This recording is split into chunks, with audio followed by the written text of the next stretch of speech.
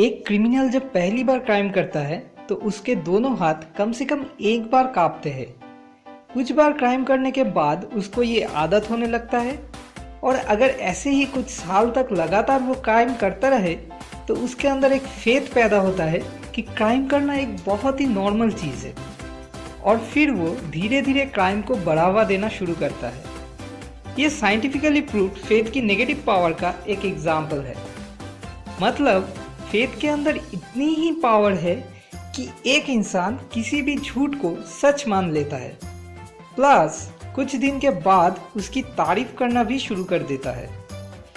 अब फेथ की positive power का एक रियल लाइफ एग्जाम्पल देखते हैं।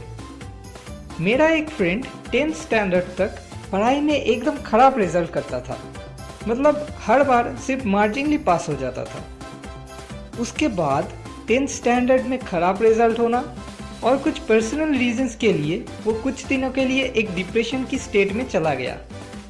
इस वक्त डिप्रेशन से बाहर आने के लिए उसने कुछ सेल्फ डेवलपमेंट के ऊपर बुक पढ़ना शुरू किया।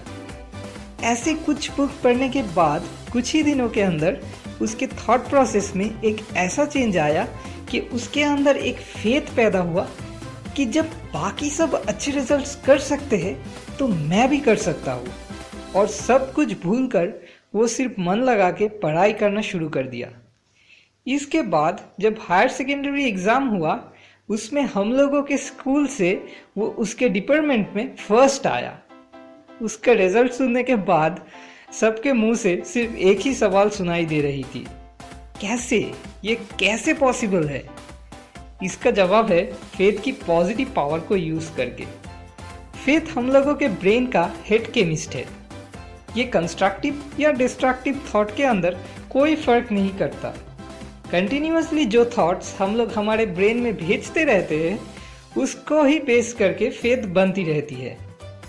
फेथ की फूड है नॉलेज एंड एक्सपीरियंस। ये दोनों किसी चीज़ में जितनी ज़्यादा बढ़ेगी उस चीज़ में फेथ उतनी ही ज़्यादा स्ट्रांग होती जाएगी। और यही रीज़न है कुछ लोग भगवान पे फेथ रखते हैं और कुछ नहीं रखते। एक ही तरह से कुछ लोग भूत में विश्वास करते हैं, कुछ लोग नहीं करते।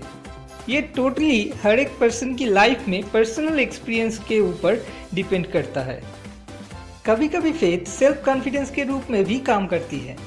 किसी भी काम में सक्सेसफुल होने के लिए बहुत ही इम्पोर्टेंट एक फैक्टर होता है ये सेल्फ कॉन्फिडेंस। अमिताभ बच्चन को उनके करियर के स्टार्टिंग में ऑल इंडिया रेडियो से रिजेक्टेड होना पड़ा था उनके भारी आवाज़ के लिए। अब सोचो उनको अगर उनके वॉइस के ऊपर कॉन्फिडेंस नहीं होता और वो उनके वॉइस को मॉडिफाई करने का डिसीजन ले लेते तो फिर जिस बिग बी को हम लोग स्पेशली अपने आवाज़ के लिए इतना पसंद करते हैं उनको शायद कभी नहीं देख पाते। फाइनली, अगर आप अपने दिल से कोई काम शुरू करना चाहते हो लेकिन लैक ऑफ फेथ और सेल्फ कॉन्फिडेंस की वजह से नहीं कर पा रहे हो तो ऐसे में आपको सिर्फ 3 सिंपल से स्टेप्स फॉलो करने हैं।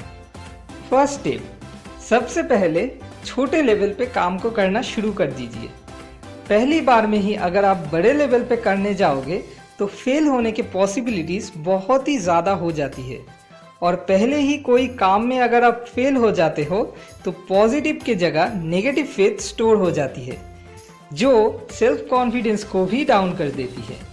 इसीलिए पहले छोटे स्टेप्स लेने पड़ेंगे जिससे कि इजीली सक्सेस मिल सके और शुरू में कुछ पॉजिटिव फेथ स्टोर हो सके।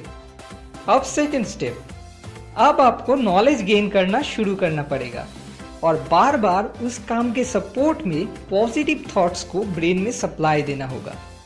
इसी तरह अगर कुछ दिन तक आप लगे रहे तो ये थॉट्स सबकॉन्शियस माइंड में एंटर करते हैं और subconscious mind he faith and self confidence का मेन प्रोडक्शन हाउस है। अब लास्ट स्टेप, फेथ को स्ट्रॉन्ग करने के लिए अब ज़रूरत है एक्सपीरियंस। किसी काम में जितना ज़्यादा पॉजिटिव एक्सपीरियंस गेन होगा फेथ उतना ही ज़्यादा स्ट्रॉन्ग होती चली जाएगी और as a result self confidence भी उतना ही ज़्यादा हाई होता रहेगा। तो आप अगर सिर्फ फेथ या सेल्फ कॉन्फिडेंस की कमी की वजह से किसी अच्छे काम करने से खुद को रोक रहे हो तो आपके लिए मेरा ये मैसेज है कि आज से ये थोड़ा थोड़ा करके छोटे लेवल पे वो काम करना शुरू कर दीजिए। जितनी दिन गुजरेगी, नॉलेज और एक्सपीरियंस जितनी ज़्यादा बढ़ेगी, फेथ और सेल्फ कॉन्फिडेंस अपने से ही आपके अंदर उतनी ही ज़्यादा आ जाएगी। ये सोल्यूशन मैंने think and grow rich by Napoleon Hill book के चैप्टर 3 और 4 से कलेक्ट किए हैं। नेक्स्ट वेडनेसडे को फिर मिलेंगे और एक नए यूजफुल टॉपिक को लेकर। ऐसे और भी बहुत सारे वीडियोस पाने के लिए सब्सक्राइब बटन पर क्लिक करके कनेक्टेड रहिए।